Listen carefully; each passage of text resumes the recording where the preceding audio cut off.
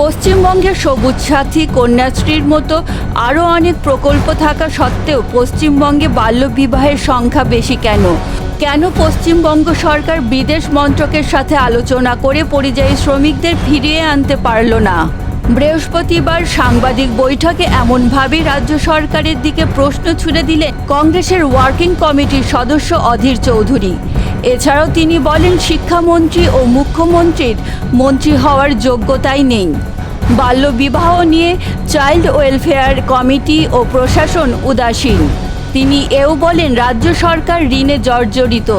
সরকারি প্রকল্পে যারা কাজ করছে তাদের টাকা দেবে কি করে? চলুন শুনে নিই তিনি আর কি বললেন। চাইল্ড ওয়েলফেয়ার কমিটি বা যে কোনো কমিটি, পশ্চিমবঙ্গে কোনো দক্ষযোগ্য কমিটি তো নেই। চাইল্ড ওয়েলফেয়ার কমিটিতে কোনো নেতা বসে আছে? নেতা বসে থাকলে তো কাজ নাই। এটা তো বাচ্চাদের মনস্তাত্ত্বিক বিষয়টা বুঝে তাদেরকে সুস্থ করে তাদের জীবনে ফিরিয়ে দেওয়ার দায়িত্ব, বা সেটাই ব্যবস্থা করার জন্য তাদেরকে নিযুক্ত করা হয়েছে। তাদের কি কোনো ট্রেনিং আছে? দেখুন, তাদের কি কোনো যোগ্যতা আছে, দক্ষতা আছে? দেখবেন নেই। যদি থাকতো তাহলে আবার বলছি, এই বাংলায় সারা ভারতবর্ষের মধ্যে সব থেকে বেশি নাবালিকাদের বিয়ে তো হতো না, অপ্রাপ্তবয়স্কের বিয়ে হতো না। এখানকার প্রশাসন উদাসীন, এখানকার চাইল্ড ওয়েলফেয়ার উদাসীন। এখানে শুধু চুরি ছাড়া, লুট ছাড়া, ধোকাধালি ছাড়া আর কোনো ব্যবস্থা বাংলায় নেই। নাবালক এবং নাবালিকা, এই যে যেতে বলি বিলো এর যে বিয়ে, আপনারা জানেন সারা ভারতবর্ষে সব থেকে বেশি অল্প বয়সের ছেলে মেয়েদের বিয়ে হচ্ছে পশ্চিমবঙ্গে।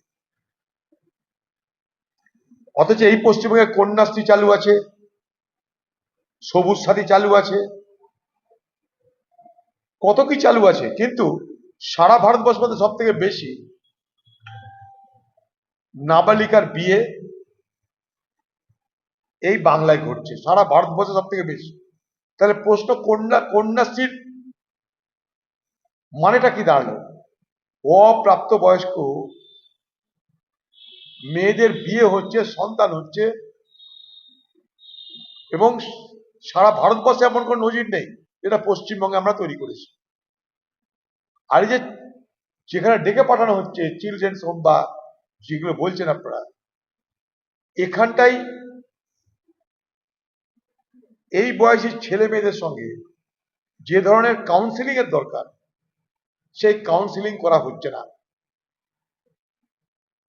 তাদেরকে কিন্তু সংবেদনশীলতার সঙ্গে তাদের বিষয়টা বুঝে তাদেরকে এটা সুস্থ হয়ে তাদের পুনর্বাসনের ব্যবস্থা করতে হবে। সেটা না করে এখানে আরেক ধরনের অত্যাচারের ব্যবস্থা আছে।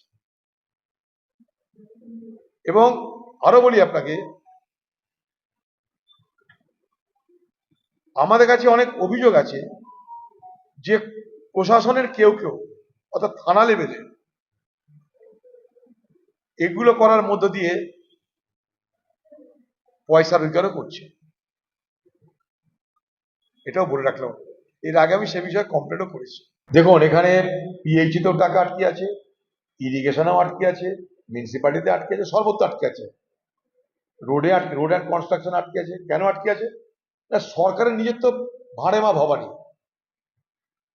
পশ্চিমবঙ্গ সরকারের তৃণমূলের নেতৃত্বে বাংলা প্রায় ৭.৫ লক্ষ কোটি টাকা ঋণের বোঝা বয়ে চলেছে। ঋণে জর্জরিত পশ্চিমবঙ্গ সরকার আজ তাদের কাছে যারা পাওনাদার তাদের টাকা মেটাতে পারছে না। অথচ এরা কিন্তু মধ্যবিত্ত, নিম্ন মধ্যবিত্ত সমস্ত কন্ট্রাক্টর। এরা কিন্তু ছোট ছোট কন্ট্রাক্টর, সব মধ্যবিত্ত, নিম্ন মধ্যবিত্ত কন্ট্রাক্টর।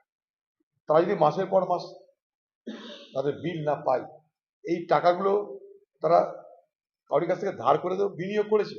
কোনো কাজ করতে গেলে কন্ট্রাক্টরদের নিজের পয়সা এবং কারোর কাছ থেকে ধার করা টাকায় তাদের ব্যবসা করতে হয়। আজকে সেই যাদের কাছে ধার করেছে তারা তো থেমে থাকছে না, তারা তো টাকা ফেরত চাইছে। এবার কন্ট্রাক্টররা যাবে কোথায়? তাই নিরুপায় হয়ে তারা আন্দোলন করছে। এরকম প্রত্যেকটা ডিপার্টমেন্টে। কারণ একটাই, পশ্চিমবঙ্গ সরকারের ভাড়ে মা ভবানী, পয়সা নাই। তাই রাস্তা দেখলে বুঝতে পারবেন পয়সা নাই, ভাঙন দেখলে বুঝতে পারবেন পয়সা নাই, পিএইচি দেখে বুঝতে পারছেন পয়সা নাই, মিউনিসিপালিটি দেখেও বুঝতে পারবেন পয়সা নাই, কলকাতার জল প্লাবন দেখেও বুঝতে পারলেন পয়সা নাই। আর যে পয়সা আছে লুট করা হয়।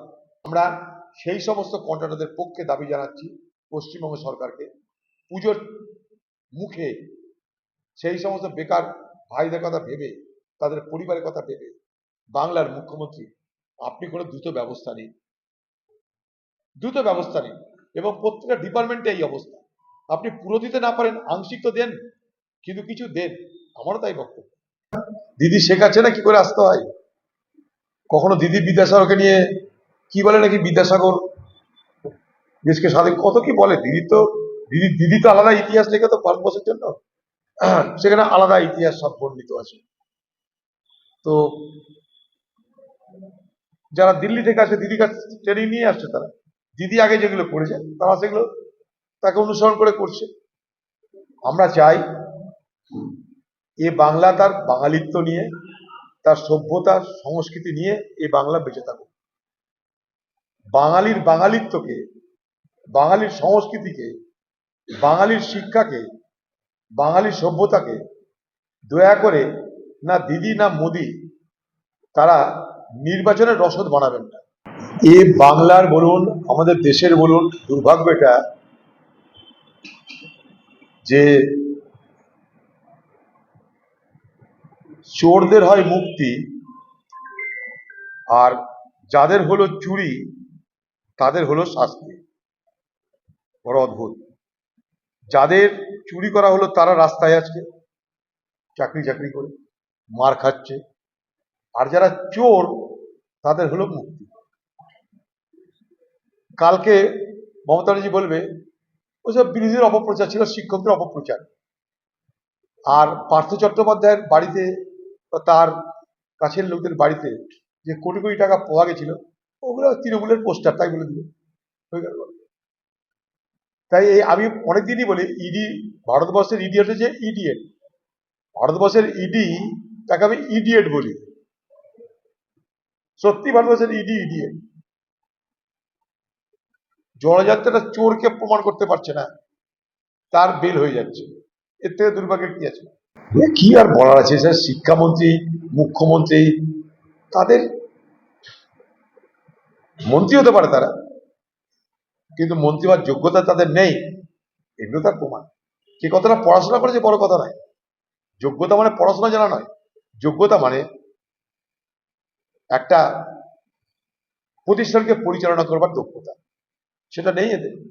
যে পরিযায়ী শ্রমিকদের বিপদ হলে সরকার নয়, কোর্টকে এগিয়ে আসতে হয়।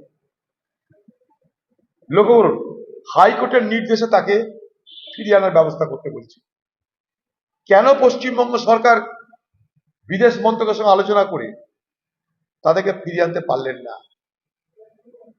অর্থাৎ কোর্ট যদি না থাকে তাহলে বাংলাদেশে পুশব্যাক করার তারা ব্যক্তিরা ফিরে আসতে পারে না। কোর্ট যদি না থাকে বাইরের রাজ্যে পরিযায়ী শ্রমিকের বিপদ থেকে রক্ষা করতে পারে না। তাহলে স্বাভাবিকভাবেই পরিযায়ীদের নিয়ে ভোটের রাজনীতি হচ্ছে। পরিযায়ী বিপদে পড়লে সেখানে মমতা ব্যানার্জি হাত উঠিয়ে নিচ্ছে।